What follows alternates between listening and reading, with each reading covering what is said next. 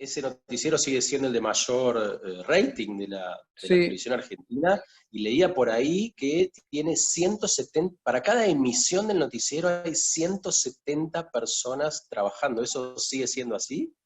sí, no sé cuántos son porque no estoy tan metido en la cuestión técnica, pero realmente es un esfuerzo muy grande.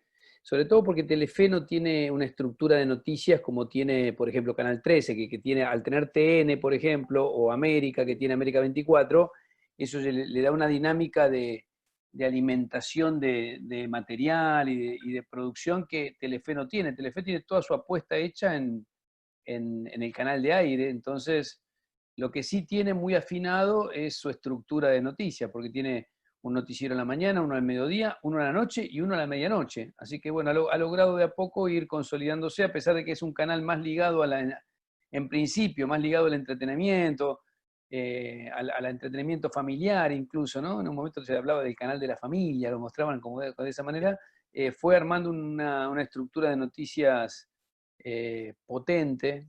Yo creo que sí, y bueno, y mejoró mucho tecnológicamente. Yo creo que en los últimos años además incorporó sí mucha tecnología. Es muy lindo de ver el noticiero, porque estéticamente me refiero, ¿eh? Por eso sé que trabaja mucha gente en el armado, en el tema de informes, pero sí, puede ser. Quizás esos 170 son la gente que trabaja durante todo el día, ¿no? En las 4 ediciones, es probable. Es probable, pero me llamó mucho la atención porque, por supuesto, los que estamos afuera de la televisión vemos solamente las caras que se ven en la tele, pero detrás hay tanta gente, pero me sorprendió mucho la cifra. Y otra de las cosas que me sorprendió gratamente, que yo personalmente desconocía, era creo que, bueno, no sé si vos lo empezaste o es tuyo, es el sitio periodismo.com, pero he estado leyendo un montón de notas y me parece, mira, te voy a leer a vos y a todos algo que me pareció magistral desde el punto de vista además de la ironía, que es un arte que en la tradición judía, bueno, para qué nombrar, Por como Woody supuesto. Allen, digamos, Por entre otros, ejemplo, Groucho Marx. claro. Es un arte que nos encanta. Sí, sí. Hay una nota que escribiste que hoy se la quería, porque tiene una vitalidad, tampoco es tan antigua la nota, se llama El periodismo estrella, decálogo del periodista estrella en realidad. Reinaldo hizo este decálogo, les voy a leer rapidito, pues me parece fantástico. Bueno, además nosotros como somos los autores del otro decálogo, ¿no? Del de Moisés, ese tenemos el copyright, Ese es pero el lo más, cedimos. ese es el más importante, está claro. Pero ese lo cedimos, nosotros el copyright está así, totalmente libre de uso. O sea, se lee, pero no se cumple, pero bueno. En el caso del tuyo, se cumple bastante, te diría, miren, escuchen todos. A vos te lo leo, pero vos lo escribiste, así que no es novedad para vos. El periodista estrella es más importante que lo que cuenta, debe ser capaz de escribir yo y Platero, en vez de Platero y yo, no sé si. Para los que no captaron la ironía. Dos, nunca debe ponerse en lugar del otro, no debe empatizar y menos con el que le está pasando mal. Alcanza con contar el sufrimiento como una película. Fíjense esto. Tres, el periodista estrella es más importante que los funcionarios a los que tienen que entrevistar. Cuatro, la opinión del periodista estrella es más valiosa y consistente que la de cualquier otra persona. Y cuando lo contradicen, tiene que victimizarse. 5, para ser un periodista estrella es fundamental sentirse un paladín de la justicia, un perseguido por oscuros intereses que quieren acallar la verdad. 6, el periodista estrella confraterniza con los poderosos en lugar de controlarlos. 7, el periodista estrella solo señala la corrupción en los pliegues del Estado, pero puede mirar a otro lado cuando la corrupción es generada y propiciada por las grandes empresas. 8, el periodista estrella debe hacer un buen ejercicio de la doble vara y solo cuestionar a quienes no coinciden con su ideología e intereses. 9, el periodista estrella puede hacer grandes negocios con la publicidad privada y con la oficial. En general gana mucho dinero y obtiene enormes beneficios porque se los merece. 10, el periodista estrella puede ser amigo de los dueños de los medios de comunicación y dictar cátedra de periodismo sin necesidad de debates profundos sobre el ejercicio profesional. Termino así.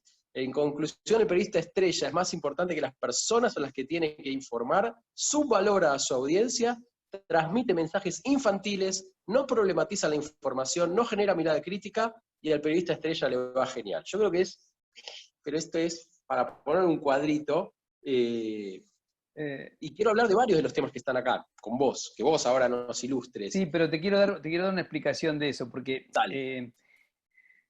hace un tiempo, unos 30 y pico de años, un poco más todavía, más todavía me parece, creo que es del 84, 85, bueno, Tomás Eloy Martínez, gran escritor y maestro de periodistas, escribió un decálogo ético del periodista.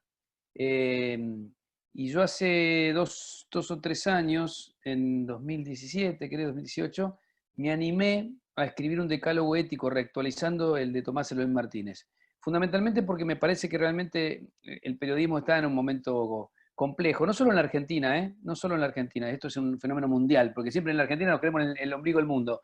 Es un debate fuerte el que hay sobre el periodismo. Y me pareció que era interesante discutir la cuestión ética, digo, más allá de la tecnología que usamos, si escribís en una computadora o en una libreta, el tema es qué contás, cómo lo contás, con qué pautas, con qué valores.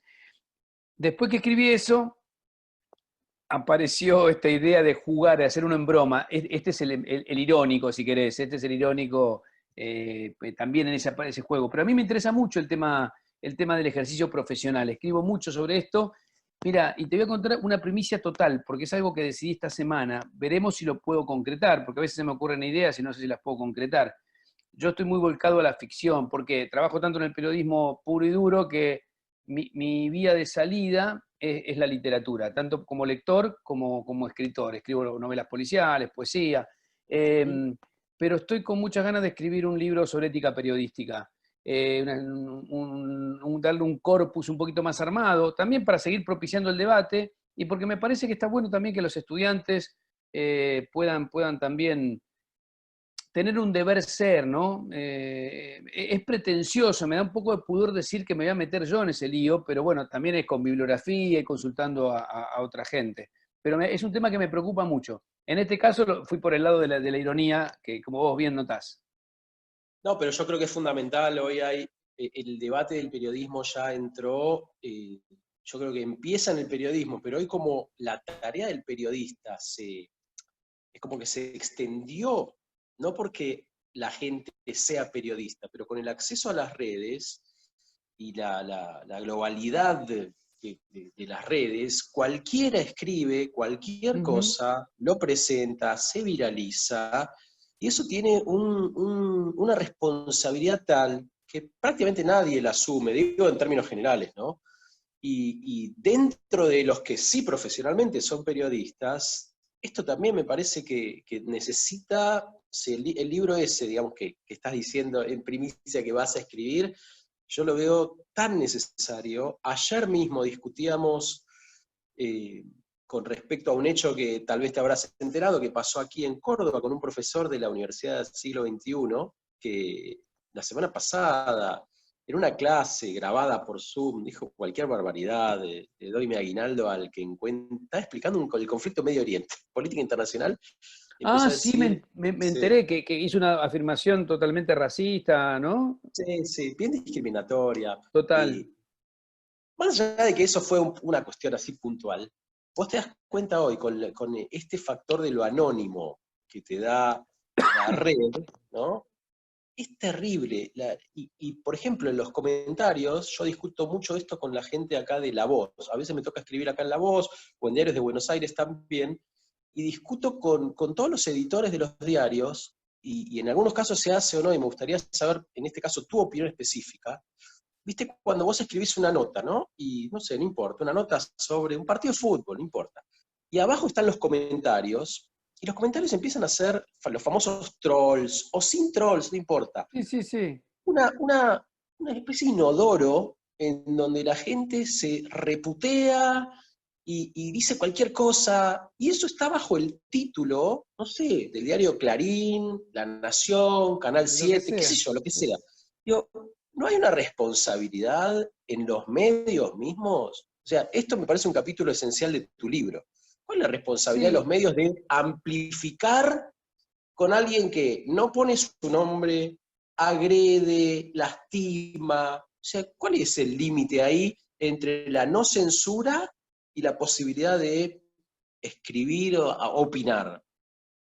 Sí, yo creo que es un fenómeno propio de las redes sociales, del anonimato sobre todo, porque en general la persona con nombre y apellido no es el que insulta, en todo caso es el que te dice algo, que disiente con vos o dice algo.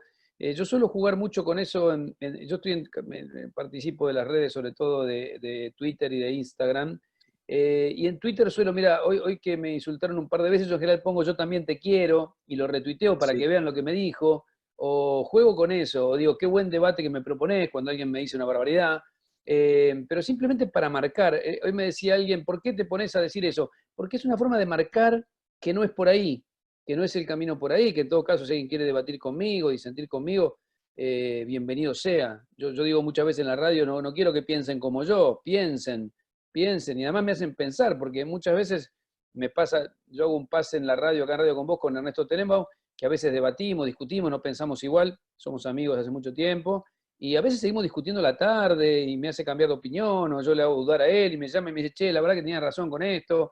Eh, en definitiva, tratar de entender la conversación como debe ser, que la conversación implica escuchar al otro. En las redes en general se impone más la palabra del que emite. Yo suelo decir un poco en broma que es la mano más rápida que el pensamiento, ¿no? En las redes sociales. Por eso hay que ser muy cuidadoso, no hay que enojarse, a mí me parece que hay una cosa de enojo que atraviesa la sociedad eh, y que de pronto, y esto sí yo lo veo como una falla del periodismo, el periodismo se ha sumado a esa lógica, ¿no? A mí me sorprende, pues yo puedo entender que alguien esté enojado, no sé, hoy que tenés protestas, por ejemplo, cualquiera puede enojarse con políticas del gobierno tal o cual, porque tiene derecho, o porque perdió el laburo, o porque no le gusta un dirigente, o porque lo que le pasa lo que le pasa, tiene derecho. Me sorprende cuando lo hacen los profesionales, cuando las personas encargadas de comunicar suman a eso en lugar de pronto de pensar por qué pasan las cosas que pasan, explicarlas desde su perspectiva. Yo siempre aclaro porque muchos dicen, vos tenés una posición neutral. No, de ninguna manera. Yo tengo mi ideología, tengo una perspectiva más de izquierda, si se quiere, de la vida, de la realidad, pero porque quiero un país más justo, un mundo más justo, siempre tuve esa mirada, nunca participé en política, pero siempre tuve esa perspectiva. Ahora bien, eso a mí no me habilita a pensarme como el dueño de la verdad, ni me habilita a decir que alguien que, por ejemplo, me cae simpático, no sé si es un corrupto en todo caso, si se prueba. Pero digo, me sorprende mucho el enojo en mis colegas, ¿no? Hay una cosa como de enojo, digo, que me resulta hasta, no sé, que me quedo perplejo, a veces escucho algunos discursos y lo que pasa es que eso está alimentado también. Yo creo que las audiencias, los públicos alimentan un poco eso, porque yo no sé si vos notás lo mismo, Marcelo, pero la mayoría de la gente quiere ratificar lo que ya piensa, que es como que quiere confirmar sus Exacto. prejuicios, ¿no? Y ese fenómeno se ha extendido no solo de las redes, creo que también es de algunas audiencias. Es decir, pues si no, voy a decir, ¿cómo puede ser que a este tipo le vaya tan bien o con este discurso tan violento tenga rating o la gente o un sector lo mire? Y porque yo creo que hay mucha gente que va a ratificar lo que piensa, no a dudar, ¿no? Sí, Pero bueno, son incluso las hay cosas que como. voy pensando. No, pero vos sabés que esto lo habla con un rabino argentino que vive en Israel, Gustavo Zuraski se llama.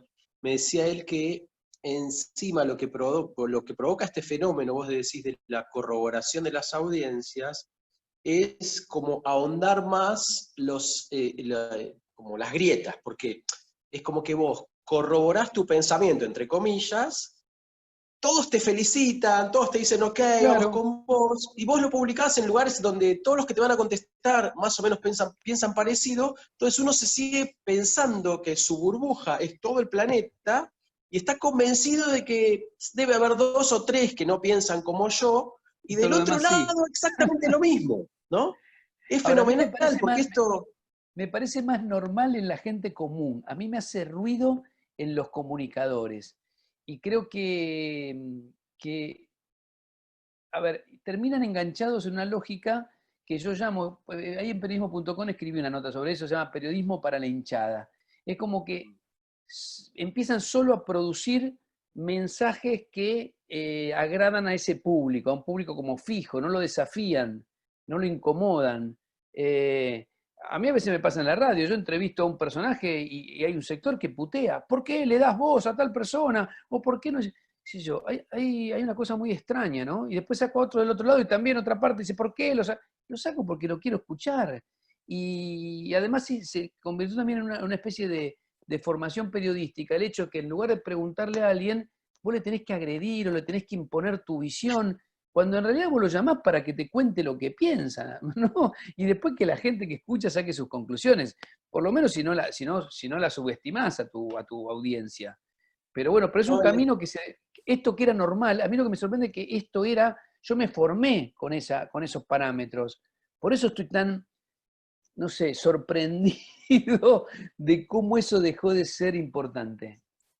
bueno, fíjate, creo que lo decíamos, no me acuerdo con quién, de hace poco en una de estas entrevistas, creo que era con Cecilia Roth, me parece, que Ujú. una cita del Talmud que me parece bellísima, que dice que vos para conocer a una persona tenés que conocer, es un jueguito de palabras en hebreo, casó, quiso, cosó, así es, Qué casó, quiso, lindo. cosó, suena igual. ¿Qué Y quiere tenés decir? que conocer su bolsillo, su copa y su enojo. Es decir, cuando vos querés conocer a alguien, tenés que conocer el bolsillo en el sentido qué hace con sus posesiones, ¿no? Si es un tipo agarrado, angurriento, egoísta, o es un tipo que, bueno, abre el bolsillo a los que necesitan. ¿Qué hace esa persona con sus tentaciones en el sentido de la copa, ¿no? Si la copa lo domina él o él domina la copa. Y por último, si querés conocer a alguien en serio, casó, que quiere decir su enojo. Es decir, ¿querés conocer a alguien? Velo enojado, porque hasta que no lo veas enojado, es como que no lo conoces. Me parece que es Buenísimo. genial, porque realmente, y cuando el enojo hace mella, te destruye sociedades. O sea, Te voy a contar algo. Bueno, porque, a ver, las grandes atrocidades son generadas por eso, por el enojo, la combinación del odio y el miedo, ¿no? El odio, el infundir miedo. Mira, yo te voy a confesar algo, Marcelo. Hace 5 o 6 años yo empecé a ver, tuve un momento de mucho enojo. Por suerte, me recomendaron me había afectado un poco la voz, yo me sentía, ¿qué me pasa? Sentía como que andaba mal de la voz, ¿no? Y fui a una persona, teóricamente, porque era especialista, trabajaba con cantantes, es una gran maestra, se llama Agueda. Y el primer día apenas me veo, me dice, no, vos no tenés nada en la voz. Yo me había hecho estudio de las cuerdas vocales, que yo me dice, no, vos estás ahí con una cosa de angustia, ¿no? Bueno, y empecé a trabajar con ella. Y a mí me hizo muy bien, porque me hizo bajar algunas cosas, repensar, como pasa siempre yo digo, siempre cualquier instancia reflexiva que puede venirte por el lado de la psicología, de un amigo, de la religión, de lo que sea. Cuando encontrás a alguien que te escucha y te devuelve cosas para pensar y uno está abierto, bueno, y vos sabés que una de las cosas que yo trabajé muy fuerte es el enojo. El enojo. Muchos me dicen, ¿cómo haces para estar tan tranquilo, transitaste estos años de grieta, medianamente haciendo lo mismo, pensando lo mismo? Y a mí me ayudó mucho ese apoyo que me dio ella, porque eso me hacía bajar el enojo. Me empezó a hacer ver que de pronto alguien que te puteaba vos le podías decir yo también te quiero. Casi, pero no de, no, yo lamentablemente siempre lo digo, ¿no? Lamento mi falta de fe. Pero no era una visión cristiana o judía, porque también podría serlo, sino era nada, decir, pará, esto no me tengo que cargar con esto, tiene que pasar. Y además aprendí en ese proceso que el enojo es una especie de ácido que afecta al recipiente. O sea, si vos lo cargas, al que te afecta es a vos. Y a mí me ha ayudado en estos años a tratar de hacer mi trabajo mejor, peor, pero sin ese nivel de tensión. No me enojo con lo que pasa, lo trato de explicar. Vos sabés que esto que decías, que citaste antes de Tomás Eloy Martínez, él creo que decía que lo mejor que puede dejar un periodista es su buen nombre, ¿no? Es como que lo que más Ujú. tiene que cuidar. Y realmente es así. Bueno, eso también replica un montón de cosas dentro de la tradición hebrea, donde el cuidado del nombre es probablemente lo más santo que uno puede dejar, ¿no? Más allá de la sabiduría, más allá del poder, cuando alguien se escucha tal o cual nombre, bueno, es como hoy vos decís Tomás Eloy Martínez y es un monumento al Claro. periodismo. Y claro, y después le puede gustar a alguien más o menos su literatura, pero está claro que, bueno, qué sé yo, uno va a ganar respeto, ¿no? Ganarle buena consideración, incluso de la gente que no concuerda con vos, ¿no? De la gente que no, Sí. que no coincide con tu pensamiento, porque también es otra cosa que también es real, ¿no? Yo creo que también el periodismo entró en una zona de luz, ¿no? Donde que solamente es como, pasó a ser más importante a veces que lo que tiene que contar. Es como una especie de lo que yo juego ahí con el yo y platero y el platero y Periodista yo. estrella. Y claro, porque eso te impide esta cosa de estar por adelante de lo que pasa, las dificultades de empatizar, porque el periodismo debería ser un oficio de mucha empatía, en especial con aquellos que la pasan mal, con aquellos que sufren, ¿no? Pero no porque tiene que plantear algo ideológicamente ahí, sino por tratar de entender. Porque yo creo que el periodismo tiene que contribuir, como otras cosas, como otras profesiones, a una sociedad un poquito más justa. Cuando vos haces bien tu trabajo, bueno, lo que pasa es que esto puede servir para un maestro, para un albañil o para un tendero, ¿no? Cuando vos haces bien tu trabajo, también contribuís a que la cosa funcione mejor. Ni que hablar, ni que hablar. Ahora, como último, no tal vez último, pero digo, de este cuadrante del periodismo, ¿cómo estás viendo vos todos estos temas? No quiero hablar específico de ninguno, pero digo, todo lo que pasó con Majul y lo que pasó con todo este tema de periodismo, no solo ahora, pero quiero que nos hagas vos un relato que, como estás hace tantos años en esto, ¿cómo estás viendo el tema de la libertad de prensa, digamos, en estos últimos años, suponete, pongamos 10 años para irnos más atrás? ¿Cómo ves que viene el tema de la libertad de prensa, la censura, lo que pasó con Majul, con Miriam Lewin, con Babi Echecopar? ¿Cómo lo ves todo esto? Bueno, es de mucha complejidad al punto que creo que voy a escribir un libro, pero sintéticamente, a ver, yo creo que aquí pasó algo muy, muy paradigmático en el 2008, hay que irse para atrás 12 años a partir del conflicto entre el gobierno de entonces y el mayor grupo de medios de la Argentina, que es el Grupo Clarín, conflicto del campo, después ley de medios, eso generó una tensión muy grande entre esos dos sectores y pasó algo que a mí me parece que fue muy malo, sobre todo para el periodismo, porque el periodismo siempre tiene como una pequeña superioridad ante el poder, en principio, ¿no? Lo que pasa es que en ese conflicto, en esa guerra, hay una frase que yo uso mucho, que la usan los corresponsales de guerra, a mí me la comentó Arturo Pérez Reverte, que es un enorme escritor, pero fue corresponsal de guerra 20 y pico de años. Él decía, en una guerra la primera víctima es la verdad, porque ya todos empiezan a mentir, nadie sabe las bajas del otro, lo que pasa, lo que puede hacer, porque todos mienten porque pasa a ser la información un elemento de la disputa bélica. Y me parece que de alguna manera esa metáfora sirve para lo que pasó acá, porque la verdad dejó de ser importante. Entonces, la más importante es cómo afectabas al otro, que si algo era comprobable, riguroso.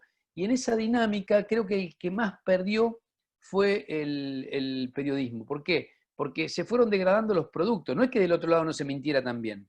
Y ahí se empezó a potenciar esto de esta suerte de lógica, ¿no? Yo creo que hubo algunos excesos, sin ninguna duda, durante el kirchnerismo que fueron preocupantes, sin ninguna duda. Creo que la ley de servicios audiovisuales era una ley necesaria. De hecho, desde Alfonsín para acá se está planteando una ley que regule el mercado de medios, como hay en Europa, por ejemplo, como hay en Estados Unidos. Pero es una norma que requiere un gran consenso de las fuerzas políticas. Cuando vos vas a aprobar una ley que va a modificar fuertemente una estructura económica, el mayor consenso te permite que esa ley siga en el tiempo. Si no, el gobierno que viene después la tumbó y se terminó. Entonces, bueno, esos consensos que son fundamentales en un sistema democrático. Creo que eso hizo que se entrara en una especie de lógica de guerra, ¿no? Y que los medios empezaran a participar en la disputa política de manera muy fuerte. Que no estaría, insisto, que a mí no me preocupa tanto. Lo que sí me preocupa es que en esa lógica se fue generando una especie de por goteo de degradación de los productos periodísticos. Porque cuando es más importante afectar al otro que chequear si un dato es cierto, estamos en problemas. Y que además en esa lógica de bandos, que algunos llamaban periodismo militante y otros llamaban periodismo de otra manera, dejabas de ver lo importante que es en el periodismo el hecho, lo que ocurre. A ver, yo siempre lo explico cuando tengo alguna charla con estudiantes. Lo único objetivo es el hecho, lo que ocurre. o lo que ocurrió, lo que vos tenés que contar. Después hay miradas subjetivas. Si nosotros dos tenemos que contar cualquier hecho, no sé, un choque, una movilización, un partido de fútbol, vamos a tener miradas distintas.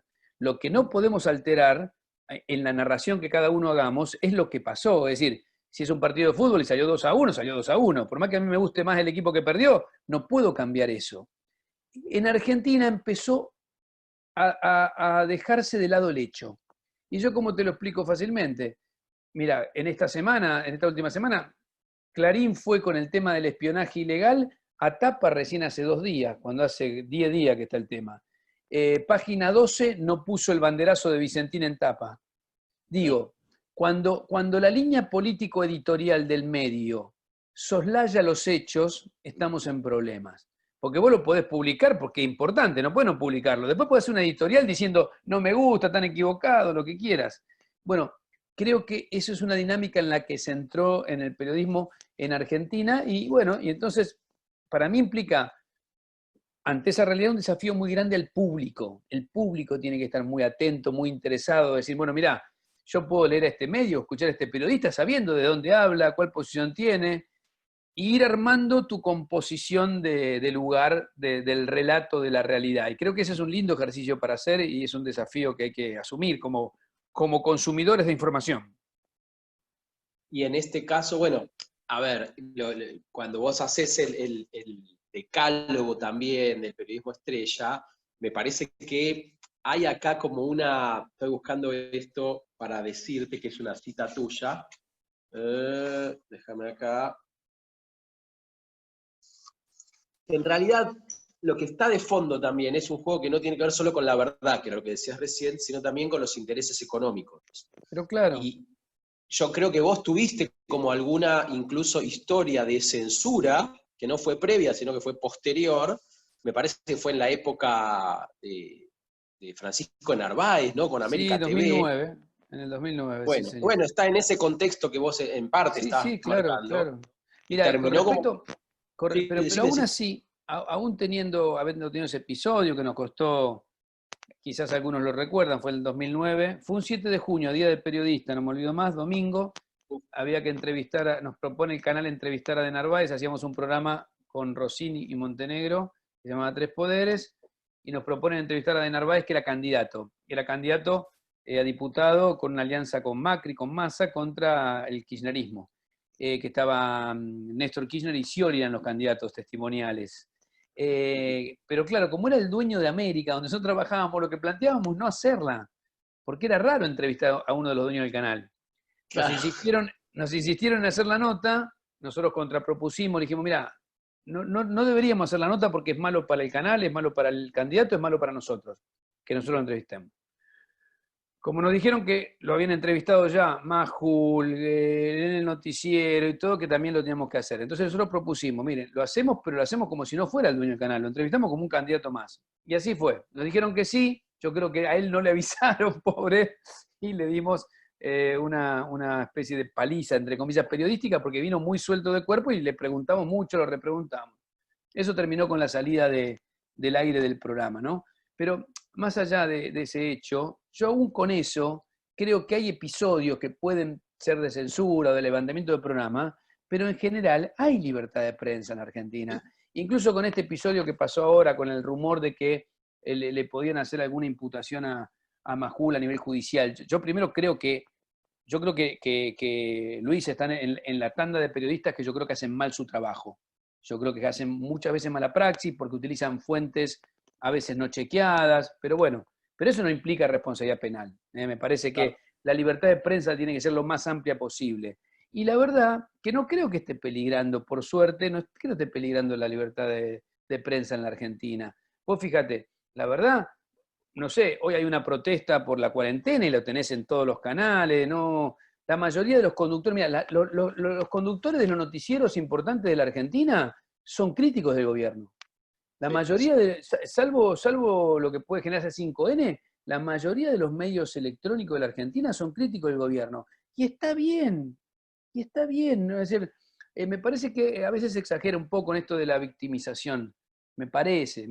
Igual hay que darle un punto de razón a aquellos que se preocuparon. Y yo se los doy. ¿Por qué? Porque hubo gestos en la última etapa del kirchnerismo que fueron preocupantes. Entonces, bueno, de pronto que alguien pueda estar más sensible con eso, también se puede entender.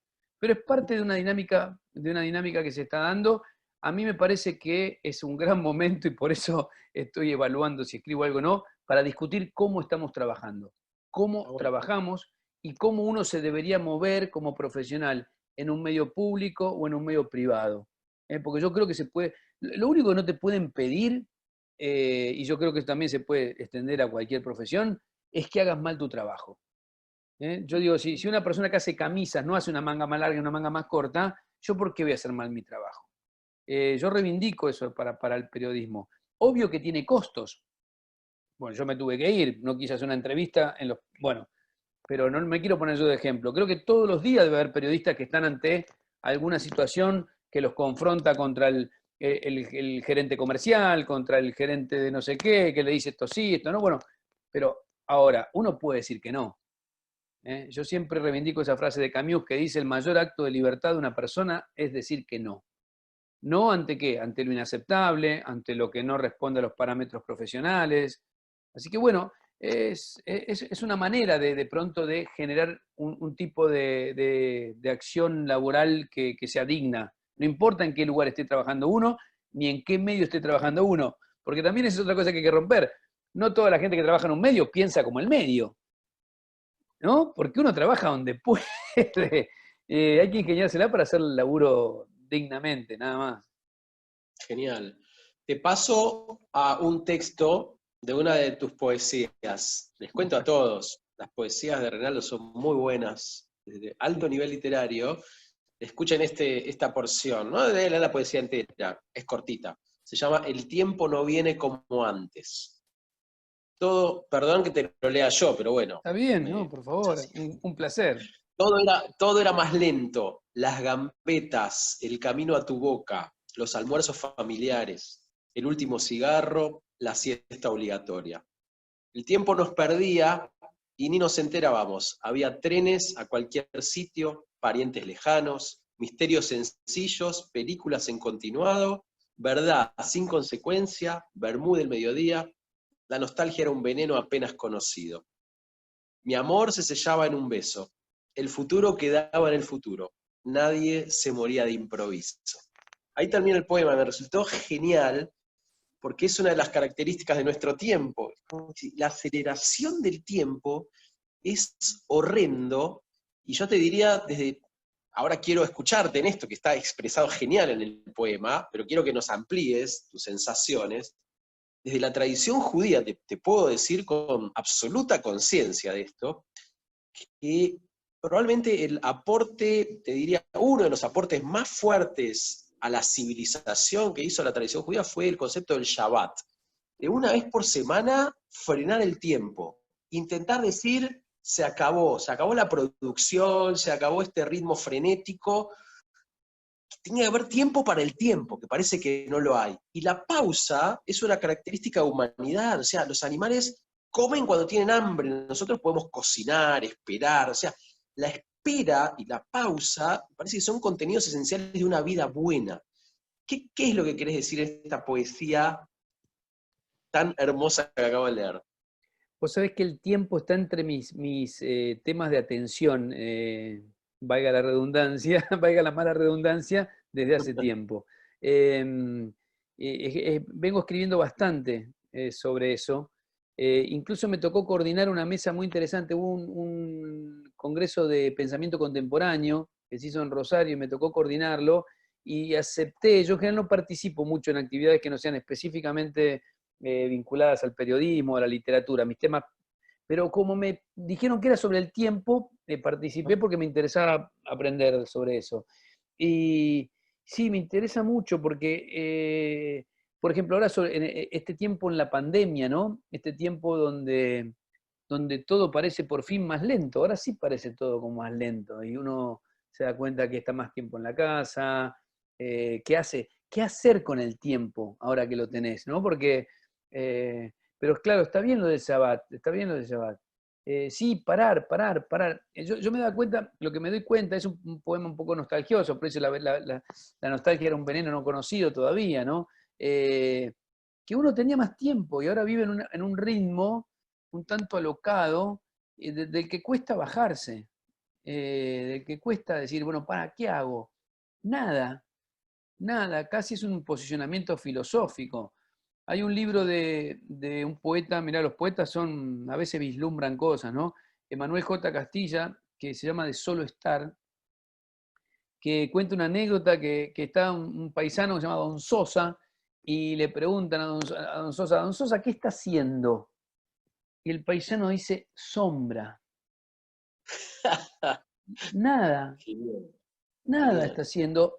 Y ahí hay toda una corriente filosófica americanista que se llama, que tiene que ver con el estar, que es, nada, el tipo ya es de solo estar, no necesita ser. Creo que eso es bien de la cultura no occidental. Totalmente. Esto de la productividad, todo tiene que servir para algo, todo tiene que... No, ¿cómo que te quedaste en tu casa? ¿Cómo te fuiste a caminar? ¿Cómo? Bueno, yo creo que a mí será por mi tiempo vital también, que estoy un poco nada reflexionando sobre eso y de pronto se me cuela en un poema, me hace recordar que había eso, más tiempo para otras cosas, para tomar un vermú en el club del barrio, ¿no? Exacto. Para dormir la siesta, para perder el tiempo, ¿no? Exacto. Bueno, en uno de estos Zoom lo tuvimos con un médico pediatra que acá es una luminaria de la pediatría, se llama Enrique Orchansky, y él nos decía que justamente lo que le está faltando a los chicos es el tiempo para no hacer nada. Y ese tiempo para no hacer nada es el productor mayor de la creatividad, ¿no? Porque si vos le llenás a los chicos la cabeza con pantalla, con jueguito, con todo, y lo dejás cursos, lo dejás atorado sin tiempo, decía Enrique, yo creo que con mucha sabiduría, si le estás coartando su libertad, su posibilidad de aprendizaje, de juego, dale un palito y nada, que no haga nada, que se aburra. El aburrimiento es productor de enormes cosas, no porque haya que producir, sino porque la nada en sí misma nunca es nada tampoco. Claro, claro, claro, siempre se llena con cosas interesantes, van apareciendo cosas interesantes. Pero bueno, creo que es una de las cosas sobre las que estoy tratando de pensar, estoy tratando de pensar. Y de pronto me aparece en la poesía, que es un ejercicio que yo tengo desde hace, no sé, desde que soy adolescente, ¿no? Así que sigo escribiendo poesía, que es también una, Sí. una de mis salidas. Siempre digo que puedo dejar de hacer periodismo porque me podría pasar, porque me quedo sin trabajo, porque me cansé, eh, pero es muy difícil que deje de escribir poesía, deje de hacer literatura, pero en especial poesía, porque la poesía es una manera de entenderse con el mundo también, ¿no?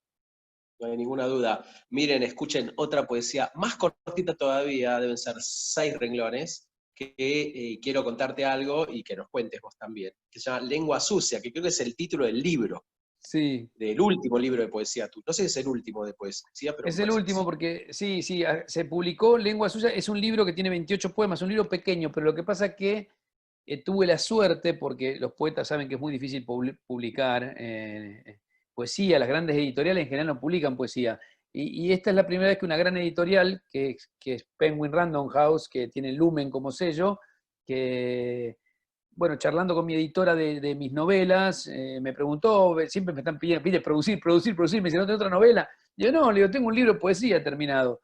Y al final, charlando con ella, se le ocurrió editar una antología, me dice, vos tenés como 8 libros de poemas, vamos a reunirlos. Entonces, Lengua Sucia es el título de este librito último, pero esta edición, que ya está en las librerías, tiene 130 poemas, es una gran selección de todo, de mis 30 y pico de años con la poesía. Buenísimo, mira, esta poesía que está ahí, que es, bueno, el título del libro encima se llama Lengua Sucia. A Reinaldo no se lo voy a leer porque la sabe de memoria, pero se la leo a todos los que después lo van a ver esto grabado también. Se llama Lengua Sucia, áspera y malvada, lista para la esgrima, carnal, letal, un bisturí, lame y lastima, no responde al cerebro ni la contiene el paladar, inflamada, afeitada, insumisa, músculo carmesí, manantial de blasfemias, quiero ver quién se anima a lidiar con su afán, a bañarse en el néctar de su oscura saliva. Genial. Claro, lees Ya. muy bien la poesía.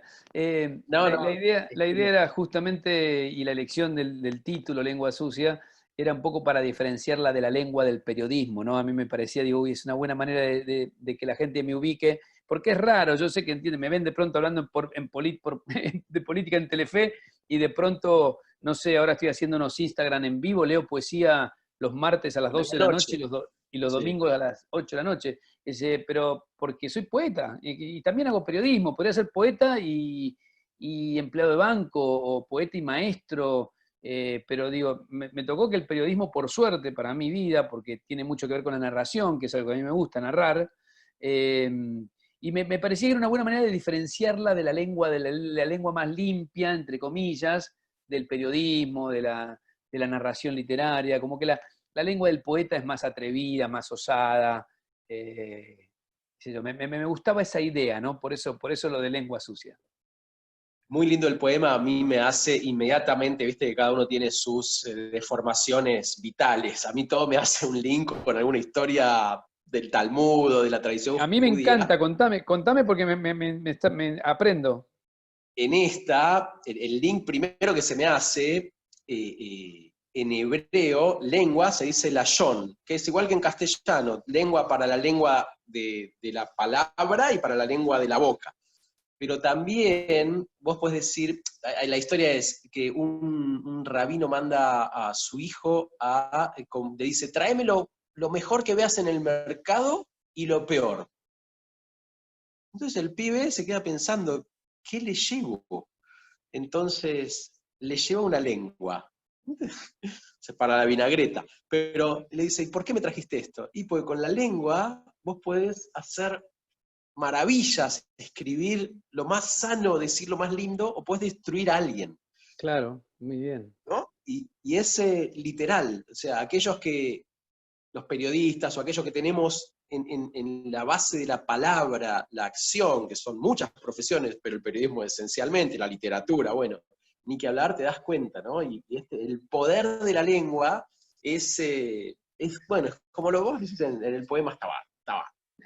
Qué bueno que te gustó, Marcelo, que fuiste la Ah, me poesía. encanta, me encanta, me encanta, En me general encanta, me todo el encanta. mundo va para el lado del periodismo conmigo, así que alguien que va para el lado de la poesía también me Las dos alegra cosas, mucho. las dos Me alegra cosas. mucho. Ahora te voy a llevar porque ya estamos cerca del final, son y 50, Mira, pasa rápido el tiempo por la poesía anterior. cuando no, cuando Eh, uno sí, cuando uno está interesado, está bueno. Mirá, escribiste algo que quiero ahora que lo retomemos. Esto ya no es literatura, sino te voy a decir, lo escribiste en tu sitio periodismo.com cuando asumió Alberto Fernández. Me gustó un párrafo y quiero ver cómo te suena a vos hoy, porque está bien que con el tema del coronavirus se Sí, trastocó cambió todo, todo. pero está bueno, me gustó este párrafo escrito por vos. En cuanto al contenido del discurso, pues estás hablando del discurso que dio en la Asamblea Legislativa, la SUB. En cuanto al contenido del discurso del flamante presidente, es difícil no acordar con algunas de las propuestas que realizó ante la Asamblea Legislativa. 2 puntos. Llamado a la unidad nacional y a deponer rencores. Lucha frontal contra el hambre. Una reforma judicial que termine con la persecución del ocasional rival político, romper la mafia de los servicios de inteligencia o frenar la pauta publicitaria dirigida a comprar periodistas. Pareció lindo el resumen. Ujú. Como te dije en la introducción a esta pregunta, es difícil medir, digamos, a tan pocos meses y con el coronavirus en el medio, pero hay alguna cosa que vos querés decir como que vamos bien en esto, o hay que reforzar esto, o yo le diría a Alberto, lo tenés en el debe todavía, te digo los puntos, llamado a la unidad nacional, de poner rencores, lucha contra el hambre, reforma judicial, mafia de los servicios, pauta publicitaria, una Y- línea de Sí, cada. en algunas cosas me parece que va en el camino correcto, en otras no. Yo creo que hoy habló el presidente y volvió sobre el tema este, ¿no? De terminar con los odiadores seriales, creo que usó esa frase. y me parece que es interesante si entiende que también en su trinchera hay situaciones de esa manera, hay personajes que tienen esa perspectiva. Yo creo que la pandemia le cambió todo, ¿no? Yo espero igual que se modifique el tema servicio de inteligencia, porque es una lacra que arrastramos de hace 30, 40 años. Creo que hay que hacer una reforma judicial. El principal problema de la Argentina sigue siendo la justicia. Sí. Es increíble. Mira, el caso de Báez, que indignó a tanta gente, yo digo que es una postal de lo que pasa. ¿Por qué? Eh, a ver, hay mucha sospecha y muchos elementos para pensar que Báez debería quedar preso. Ahora bien, fíjate cómo se mueve la justicia argentina. Menem acaba de cumplir 90 años y todavía hay una causa que la Corte tiene que tratar. Es decir, ¿qué ha pasado? Las sentencias, en especial en el tema corrupción, no llegan nunca. Y entonces, ¿qué pasa? La verdadera prisión es la prisión preventiva, que no debe superar los 2 años según todos los parámetros internacionales. Báez lleva 4. Es decir, está todo mal, todo está mal. Entonces es muy complicado porque eso va generando un desánimo en la población que es muy delicado, muy peligroso. Por eso una reforma judicial es muy importante. Alberto lo sabe. Hubo un intento de reforma judicial con Belis en el kirchnerismo, no se pudo llevar adelante, Belis se tuvo que ir no del gobierno, sino del país. Hubo un intento con Garabano, hubo un intento al principio, le mandaron varios mensajes a los jueces federales, tampoco se pudo avanzar. Ahora se habló de esto y fíjate que ya hace meses que no se habla de la reforma judicial. Espero que no naufrague. Pero en términos generales, ¿sabés qué creo, Marcelo? Que la pandemia ha convertido a Alberto Fernández, y este término lo dije el otro día en la radio y lo voy a empezar a trabajar, en una especie de presidente de reducción de daños. Yo creo que lo que pasa con la pandemia, que es universal, nos guste o no nos guste, se puede administrar mejor o peor, pero es una especie de tragedia universal, y la situación argentina, que ya era desde el 2018 para acá dramática, con la mitad de la población en la pobreza. UNICEF avisó el otro día que cerca de fin de año puede haber 700.000 chicos más en la pobreza. Entonces, la verdad que tiene que ser presidente de la reducción de daños. Acá hay que tratar de parar y de evitar que sufra la cantidad de población que va a sufrir a partir de todo esto que nos está pasando. Por eso, ya es difícil pensar en esa agenda. Yo sigo pensando que esos temas son fundamentales, pero en principio, y yo creo que es clave, es que el presidente entienda que acá hay que tratar de minimizar daños. Y para eso es muy importante no perder energía en otra cosa. Qué bárbaro, me parece muy coherente. Esta misma nota creo que se llamaba, déjame buscar acá el título, tal vez te lo acordás de memoria. No me El acuerdo de la título, nota. Mirá qué el título cabeza. se llamaba, ya te digo, porque te quería comentar algo de esto, porque tiene que ver con derecho a la esperanza, se trata, Ah, derecho a la mirá. esperanza. Sí, porque Como había mucha decías, crítica. Yo digo, siempre hay que darle a la gente el derecho a la esperanza, con la opción política que sea y con la opción religiosa que sea. La esperanza es un totalmente, derecho también. totalmente, Hay que tener, ¿por qué no podés? totalmente. ¿Por qué? Y además te permite ir para adelante la esperanza, ¿no? Es más, si este tiempo tiene algo feo, Marcelo, es la incertidumbre, es como que decís, che, ¿qué viene? ¿Hay chance? ¿Realmente esto va a mejorar? Creo que eso es lo que nos angustia tanto, ¿no? Bueno, fíjate que lo que decís de tirar para adelante, te voy a contar otra cosa a todos. Bueno, acá los que nos escuchan esto lo saben. El himno que asume el Estado de Israel no era un himno para el Estado de Israel. Era un himno que en realidad venía antes, ya estaba como proyecto de himno, que el himno, no me acuerdo, 1800 y pico ya estaba, al finales de los 1800 ya el himno funcionaba como tal, se llama Atikva, que es la esperanza. Se tomó como himno del pueblo judío alrededor del globo, después se recortó un poquito, como en todos los himnos, ¿viste? Después quedó como el himno del Estado de Israel. Pero el himno ese, que es como una de las canciones que vos ponés play o un paisano la empieza a cantar y ya se nos caen las lagrimitas, dice justamente que no hay que perder la esperanza. ¿No? El nudo central del himno está vinculado a un texto del profeta Ezequiel, que vio como todo el pueblo era llevado exiliado hace 2500 años, y que huesos secos, es una visión bíblica medio tipo de zombies, como que huesos secos, un valle de los huesos secos, léelo porque te va a gustar, Ezequiel capítulo 37 o 38, alguno de los dos, es Lo la voy a visión de leer. los huesos secos, el valle de los huesos secos, que era, el profeta veía, en la metáfora, huesos secos, que como que no tenían vida, y que de golpe Dios le preguntaba, che, ¿podrá tener vida? Y no sé, y de golpe veía como que los huesos iban cobrando carne y se iban llenando y se iban parando como así, zombies, iban cobrando y de golpe decían, no, no tenemos esperanza, no tenemos esperanza. Y esa frase, no tenemos esperanza, en el himno de la Tikva, se llama así, se dio vuelta. ¿Sí? Sí tenemos esperanza, no se pierde nuestra esperanza de volver a ser libres, de tener un Estado, bla, bla, bla. Pero me parece que la palabra encima, esperanza, es lo que vos decías, es tirar para adelante, y está vinculada a una palabra hebrea que es soga, porque es como la soga que vos tirás para arriba y que enganchás y te vas subiendo. Y si vos la tenés la soga bien alta y bien ajustada, vas para arriba.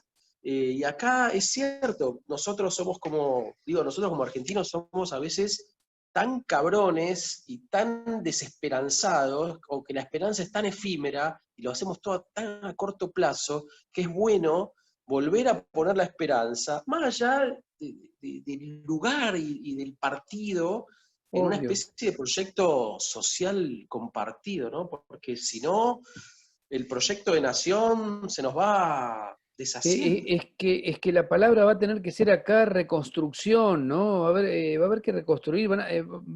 A ver, uno ya lo sabe, vos lo estás viendo, todos los que, nada, miramos alrededor, sabemos que hay mucha gente que está quedando en el camino económicamente o con muchos problemas, va a haber desempleo, va a haber, bueno, mucha gente que va a deslizarse hacia situaciones de carestía. Entonces, bueno, me parece que es muy importante entender que hay que hacer un esfuerzo colectivo. Por eso yo bajaría las pretensiones, ¿no?, del presidente. Le diría, bueno, a reducir daños, como se dice habitualmente, viste, con la droga, que dicen, vamos a hacer un plan de reducción de daños, que no podés sacarlo Exactamente. directamente. Bueno, yo creo que hay que ir por ahí, ¿no? Va a ser una transición muy difícil. Ojalá salga bien, ojalá salga bien. Y para eso, bueno, hace falta una gran cuota de comprensión, de escucha, que es a veces lo que yo veo con cierta preocupación de que no aparece, ¿no? O no aparece muy claramente. Bueno, mira, son las 6. Queremos agradecer este rato que estuvimos con vos, te queremos agradecer tus columnas, tus poesías, tus textos.